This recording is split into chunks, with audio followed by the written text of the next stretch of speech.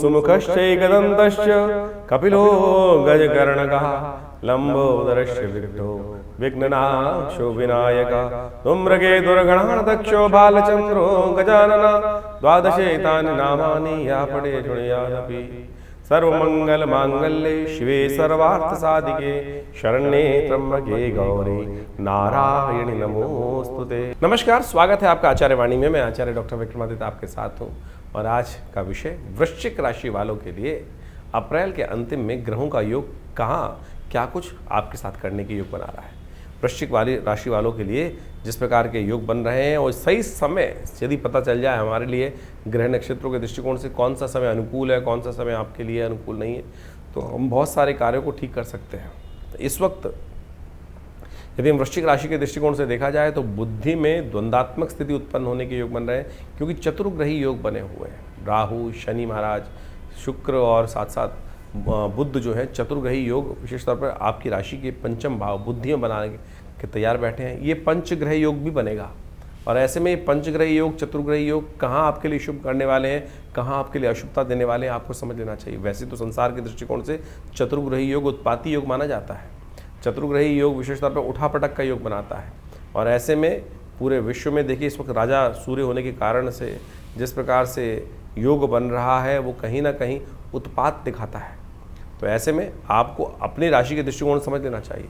लेकिन हमारी गणनाएं दिखाती हैं कि इस वक्त आपके अप्रैल के अंतिम भाग में आपके लिए कई प्रकार से कई रास्ते बनते दिखाई देंगे। कई रास्ते ऐसे बनते दिखाई देंगे कम से कम जो आपके लिए कई नई अपॉर्चुनिटीज़ को खोलते दिखाई देंगे। उस समय का यदि आप लाभ ले लें तो आप अपने बहुत सारे कार्यों को बहुत अच्छी गति से पूर्ण कर सकते हैं। ये योग आपके लिए बहुत महत्वपूर्ण बनता दिखाई दे रहा है। हम आपको सिलसिलेवार तरीके से बताएंगे कौन सा नक्षत्र आपके लिए किस प्रकार की स्थिति उत्पन्न कर रहा है। सबसे पहले बात करते हैं 21 तारीख की। 21 तारीख सोमवार का अवसर है और उस दिन 21 अप्रैल को ग्रह नक्षत्रों के दृष्टिकोण से वैशाख के शुक्ल कृष्ण पक्ष की अष्टमी तिथि है और चंद्रमा आपकी राशि के दृष्टिकोण से बहुत सुंदर भाव में बृहस्पति से दृष्ट होकर बैठा हुआ है, जो आपकी तिथि को आपके लिए योग बहुत शुभ बना के दिखाई दे रहा है। बृहस्पति पूर्ण दृष्टि से आप अपनी जो है वो आपके चंद्रमा पर नए साहस का उदय करते दिखाई दे रहे हैं। नए अपॉर्चुनिटीज़ आपके सामने लाने के योग बना रहे हैं। ये 2-3 दिन आपके लिए कई मामलों में अच्छे बनते दिखाई दे रहे हैं। ऐसे में थोड़ी सी भगवान की कृपा और ले लेना तो बहुत अच्छे रास्ते बन सकते हैं आपके लिए। रुके हुए काम को गति देने के लिए ये समय आपके साहस से अच्छा रास्ता बनता दिखाई दे रहा है। ऐसे में थोड़ा सा आपको आवश्यकता है कि भगवान के आशीर्वाद की कोशिश करें, शिव का ध्यान करें, शक्ति का ध्यान करें। इस दिन अष्टमी है, कालाष्टमी है, भगवान शिव की सुंदर उपासना करने करते रहें। और साथ साथ देखिए ग्रह नक्षत्रों के दृष्टिकोण इस वक्त देखें तो स्वास्थ्य के मामले में थोड़े ग्रह कमज़ोर चल रहे हैं।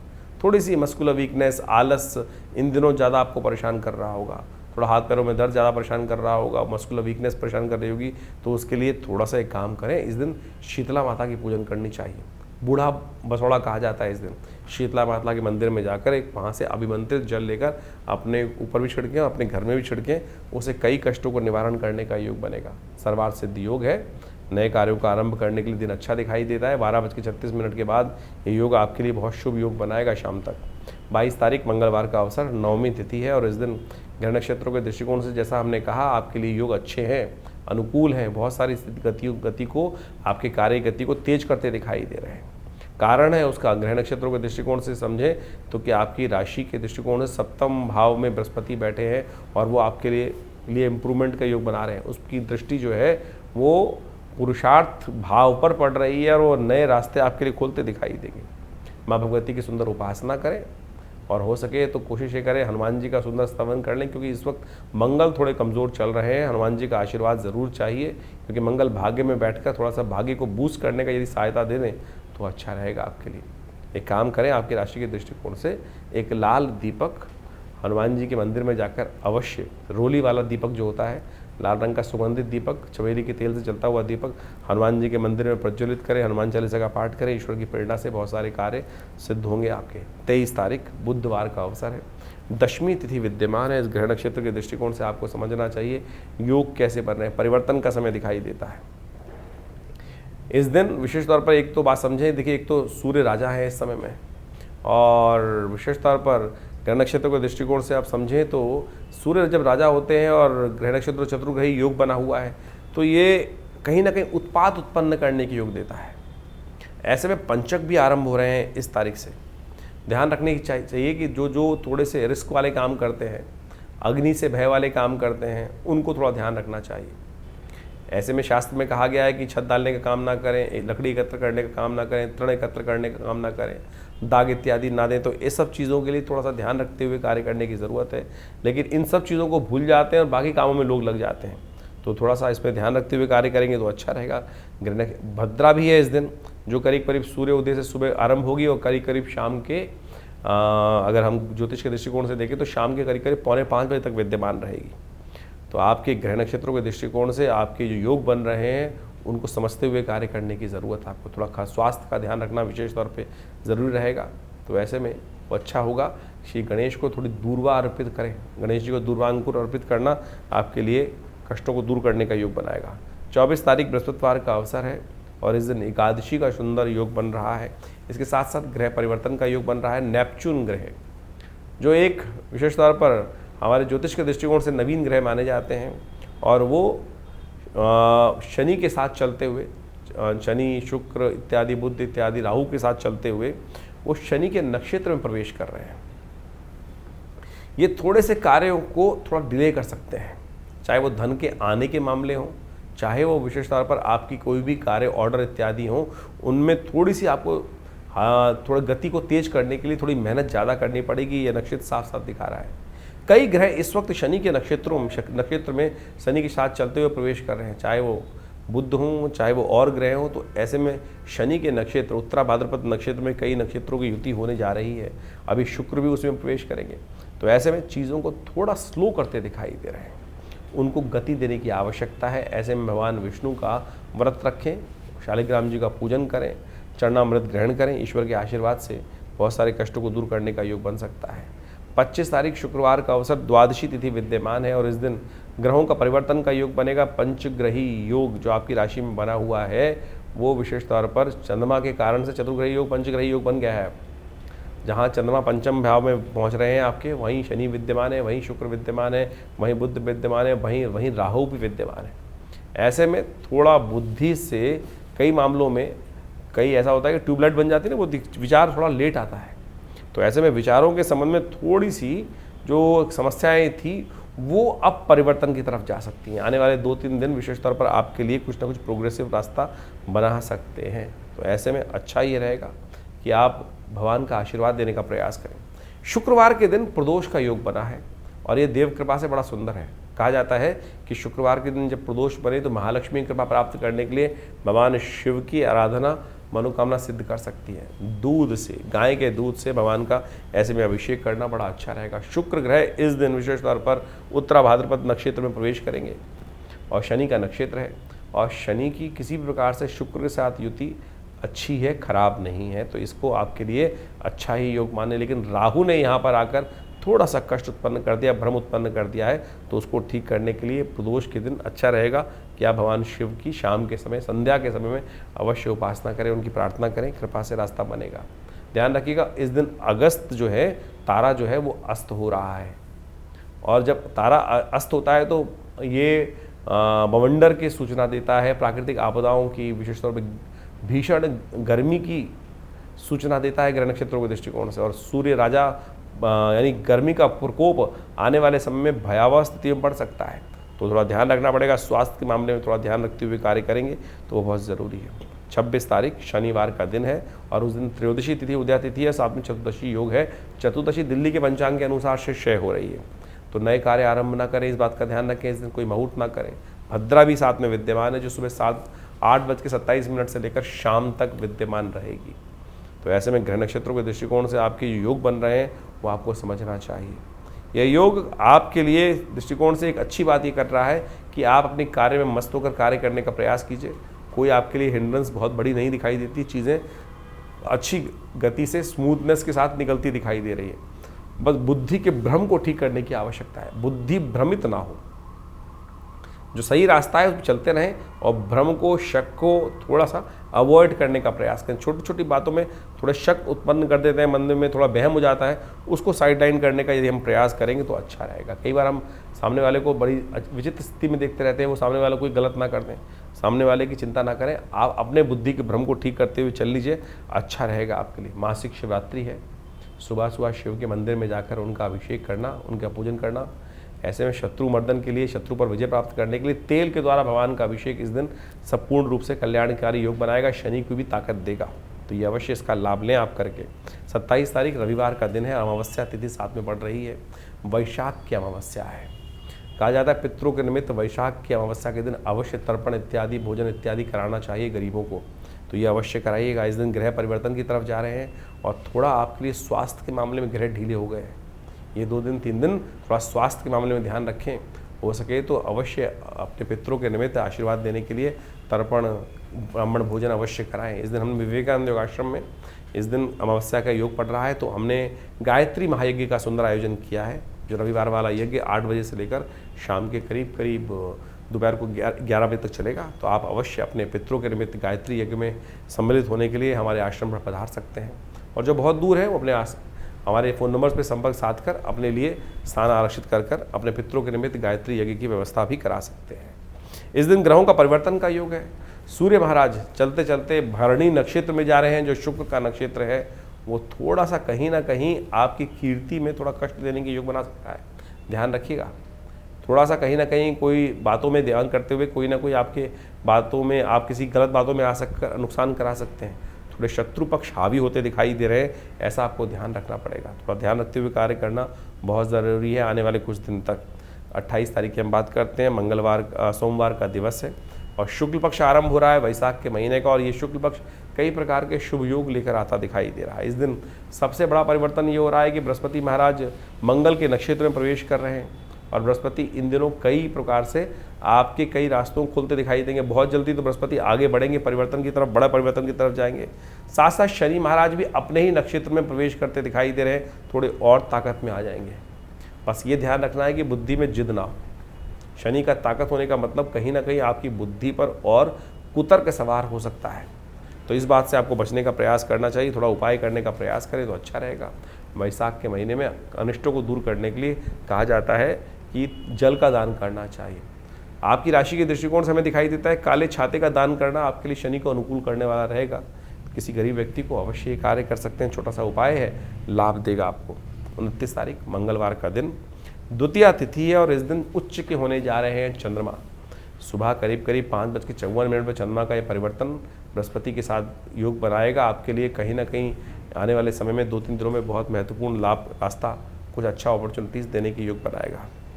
परशुराम जयंती है इस दिन, हो सके तो ब्राह्मणों की सेवा करें। हमारे यहाँ कहा जाता है कि आयुष प्राप्त करने के लिए, चिरंजीवी बनने के लिए हमें अष्ट चिरंजीवियों की अवश्य पूजा करनी चाहिए। अष्ट चिरंजीवी यानी जो अमर का आशीर्वाद लेकर आए हैं। अश्वत्थामा बलिर्व्यासु हनुमानस्य विभीषण कृपा परशुरामस्य मार्कंडे च अष्टम, ये अष्ट चिरंजीवी शास्त्र में कहे गए हैं। परशुराम जी उसी में आते हैं, तो ये उनकी जन्मोत्सव है।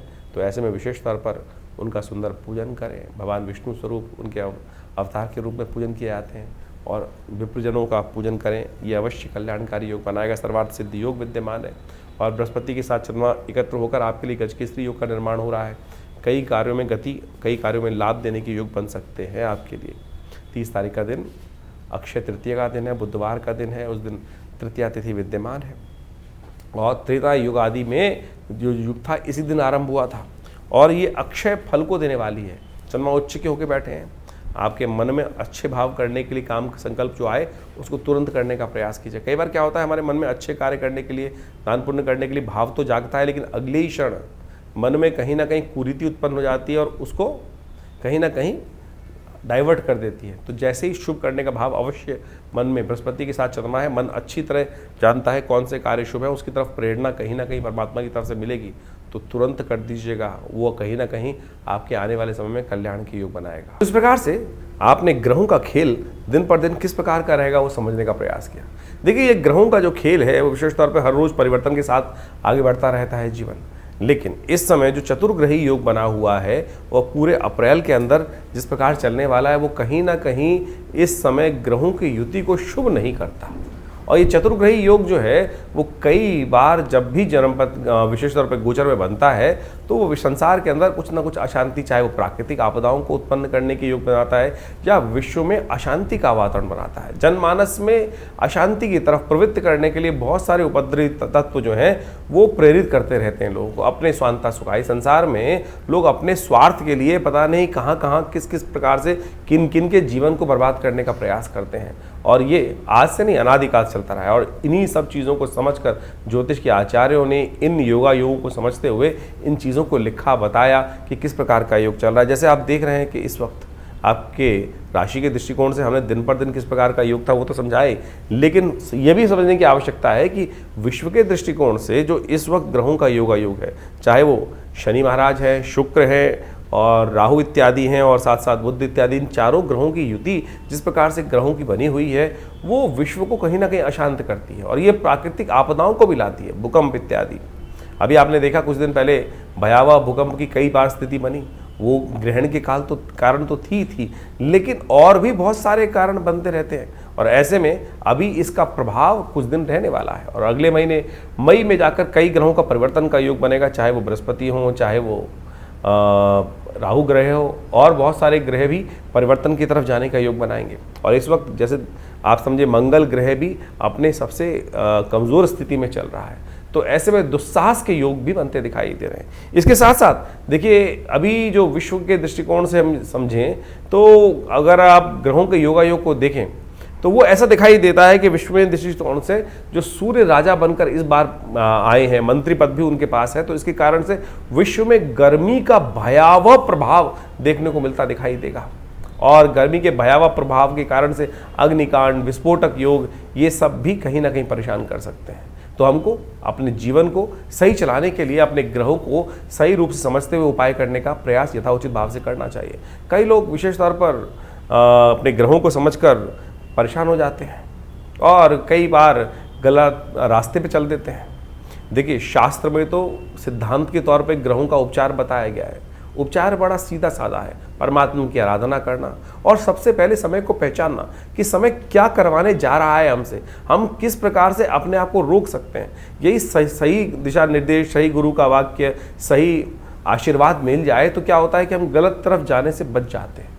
नहीं तो जीवन है, चलना है, ये धरा तो गोल ही है, चाहे इधर से जाओ चाहे इधर से जाओ, लेकिन सदगुरु की प्रेरणा होगी तो जो दिशा हमारे लिए उपयुक्त होगी वो हमको प्राप्त हो जाएगी। सही दिशा में हम कार्य करने शुरू कर देंगे और नहीं तो फिर संसार में गोल चक्र तो है ही, एक लंबा रास्ता एक छोटा रास्ता है। तो इसलिए यदि अनुभव का लाभ लेते हुए हम जीवन में अपने सही मार्ग पर चलने का प्रयास करेंगे तो बहुत अच्छे से जीवन को बहुत बढ़िया तरीके से आगे बढ़ने का रास्ता बना सकते हैं। लेकिन लोभ एक ऐसी चीज़ है और तो और साथ साथ हम अहंकारवश, लोभवश, मोहवश कई बार अपने जीवन को कष्ट में डाल देते हैं। देखिए पुरानी कहावत है, आए थे हरि भजन को ओटन लगे कपास। हम लोक को सुधारने का प्रयास करें या परलोक को सुधारने का प्रयास करें तो इस बात को समझें एक ही सुधरेगा और हरी कृपा ऐसी है कि भगवान का यदि स्तमन करे तो लोक भी सुधर सकता है, परलोक भी सुधर सकता है। लेकिन संसार के माया के प्रपंच से अपने आप को दूर करते हुए कार्य करने का प्रयास करें। अभी आने वाले समय में बहुत सारे सुंदर उत्सव पड़ने वाले हैं। इन सब उत्सवों को हमारी भारतीय संस्कृति में हमारे ऋषि मुनियों ने सनातन पद्धति में हर रोज़ कोई उत्सव का सृजन किया। कारण क्या था? कारण यही था कि मनोमस्तिष्क फालतू के कामों से हटकर उस परमात्मा की स्तवन में अपने आप को लगा लें। तो वो क्या होता है कि बहुत सारे गलत रास्तों से व्यक्ति बच जाता है और कष्ट से भोगने से बच जाता है। लेकिन हमारे जीवन में जो कर्म का क्षेत्र है वो हर क्षण कुछ ना कुछ कर्म की तरफ हमको प्रेरित कर रहा है।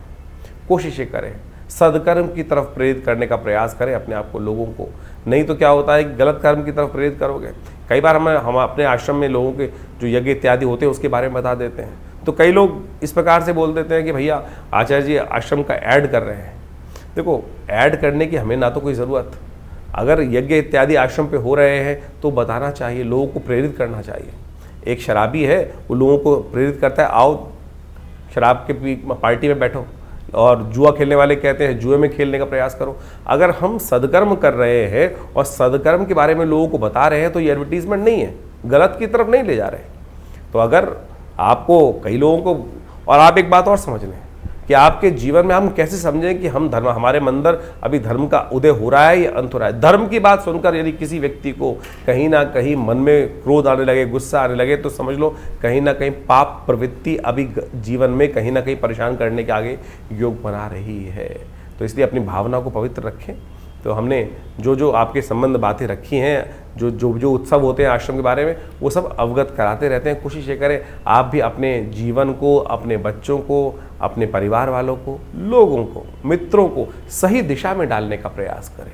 सही दिशा में आपका कर्तव्य का केवल इतना है कि चलो भाई परमात्मा का भजन करें, चलो भाई अच्छे कर्म की तरफ चलें। और समझ लो अगर आपकी वजह से कोई एक आध व्यक्ति भी सदकर्म की तरफ लग गया तो उसके द्वारा किए गए पुण्य भी आपको लग जाएंगे। ये सब सैद्धांतिक तौर पर है।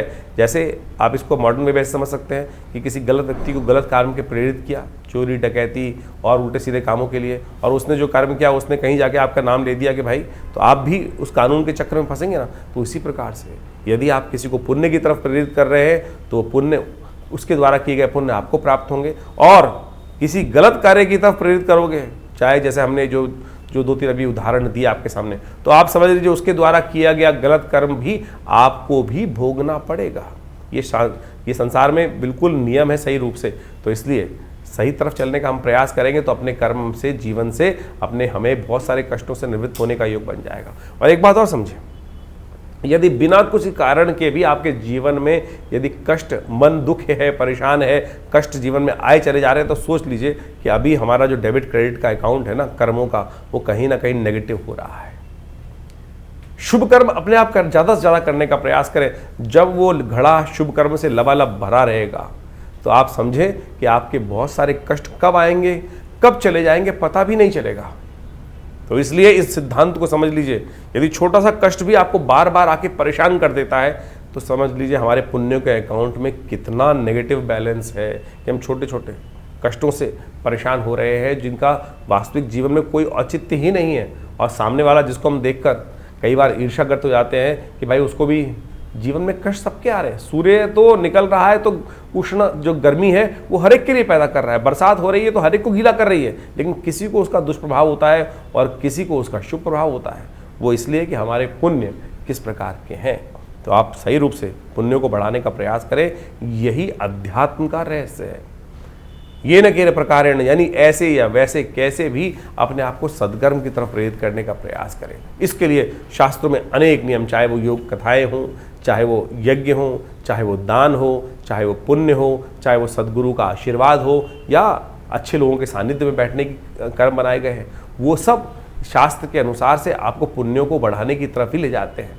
और वहीं उसके लिए थोड़ी प्रयास करना पड़ता है, श्रुति को ऊर्ध्वगामी बनाना पड़ता है, उठाना पड़ता है, अपनी प्रवृत्ति को नीचे की तरफ जाने की बजाय ऊपर की तरफ उठाना पड़ता है, उसमें लगती है मेहनत। और गलत तरफ जाने के लिए तो आप बैठ चल करते हैं उल्टे सीधे काम, तो बहुत सारे ऐसे हैं, रोज़ शाम को लोग आपको बैठा सकते हैं।